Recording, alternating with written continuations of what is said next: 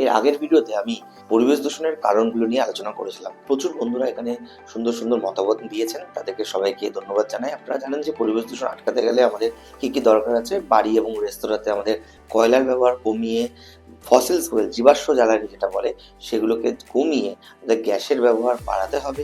যে সমস্ত আমাদের ইনভার্টার আছে সেখানে চিমনি লাগাতে হবে। কনস্ট্রাকশন সাইট যেগুলো রয়েছে সেগুলোতে আমাদের যথাসম্ভব জলের বেশি ব্যবহার করে এবং একটা এনক্লোজার ঘিরে দিয়ে ওই জায়গাটাকে আমরা পরিবেশ যে ধূলিকণাগুলো আছে সেগুলোকে যাতে বাইরে না বেরোয় সেটার ব্যবস্থা করতে হবে।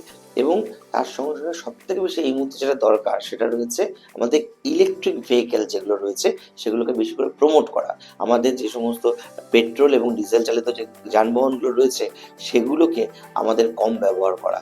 যদি গভর্নমেন্ট মনে করে তো অনেক কিছু করতে পারে, এবং তার সঙ্গে সঙ্গে জনগণের মতামতটা অনেক বেশি জরুরি। জনগণ যদি মনে করে যে আমার পরিবেশ দূষণ থেকে বাঁচার দরকার আছে, তাহলে এখনই সরকারের কাছে তার ডিমান্ড হওয়া উচিত যে আগামী 5 বছরের মধ্যে যত ডিজেল এবং পেট্রোল চালিত গাড়িগুলো আছে সেগুলোকে বন্ধ করতে হবে এবং তার পরিবর্তে ইভি গাড়িগুলোকে প্রমোট করতে হবে। আজকে ইলেকট্রিক চালিত গাড়িগুলোর দাম সাধারণত ডিজেল এবং পেট্রোল চালিত গাড়িগুলোর থেকে দাম বেশি, ফলে মানুষের মধ্যে এখনও ডিজেল এবং পেট্রোল চালিত গাড়িগুলোকে কেনার ঝোঁক রয়েছে।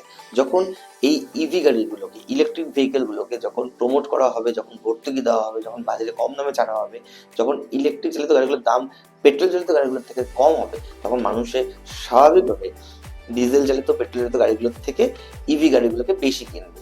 শুধু সেটা নয়, প্রতি 5 বছর অন্তর অন্তর যদি সেই গাড়িগুলোর আমাদের ভ্যালিডিটি করে দেওয়া হয় এবং 5 বছর অন্তর গিয়ে যদি ডিজেল এবং পেট্রোল চালিত গাড়িগুলোকে যদি দেখা যায় যে সেখান থেকে আমাদের দূষণ ছড়াচ্ছে, সেই গাড়িগুলোকে বন্ধ করতে হবে।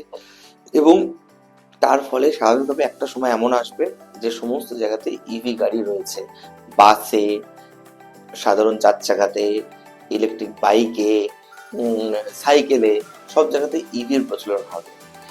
এর ফলে আপনারা দেখবেন যেটা সুন্দর সকাল রয়েছে, পরিবেশ দূষণ অনেক কমে গেছে।